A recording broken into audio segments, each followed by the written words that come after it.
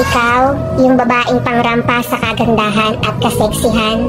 Lalaban naman kapag trabaho at diskarte na ang pag-uusapan. Alam mo yung ibang tao na nakikita ka lang sa iyong panlabas na anyo, yung tipong pag hindi ka kagandahan o kaseksihan ay parang wala ka ng halaga sa kanilang mga mata.